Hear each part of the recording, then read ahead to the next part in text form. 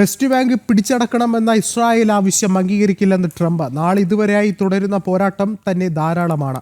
വിവിധ രാജ്യങ്ങൾ പലസ്തീനെ അംഗീകരിക്കുമെന്ന നിലപാട് അറിയിച്ചതിന് പിന്നാലെയാണ് ഇസ്രായേൽ ക്യാബിനറ്റ് അംഗങ്ങൾ ഈ ആവശ്യം മുന്നോട്ട് വെച്ചത്. ആക്രമണം നടത്താൻ ഇസ്രയേലിനെ അനുവദിക്കില്ലെന്നാണ് ഡൊണാൾഡ് ട്രംപിന്റെ നിലപാട്. ഇസ്രയേൽ ക്യാബിനറ്റ് അംഗങ്ങൾ മുന്നോട്ട് വെച്ച ആവശ്യത്തോട് പ്രതികരിക്കുകയായിരുന്നു അമേരിക്കൻ പ്രസിഡന്റ്. നാളിതുവരെ നടത്തിയ പോരാട്ടങ്ങൾ തന്നെ ധാരാളമെന്നാണ് ഇതു സംബന്ധിച്ച് ട്രംപിന്റെ പ്രതികരണം. I will not allow Israel to annex the West Bank. No, I will not allow it. It's not going to happen. Did you speak with Netanyahu about this? Yeah, but I'm not going to allow it. Whether I spoke to him or not, I did. But I'm not allowing Israel to annex the West Bank. There's been enough. It's time to stop now, okay? പാലസ്തീനെ അംഗീകരിക്കുമെന്ന് France, Britain, Germany, Portugal, Canada തുടങ്ങിയ രാജ്യങ്ങളുടെ നിലപാടിന് പിന്നാലെയാണ് west bank പിടിച്ചടക്കണമെന്ന ആവശ്യം cabinet അംഗങ്ങൾ ഉയർത്തിയത്.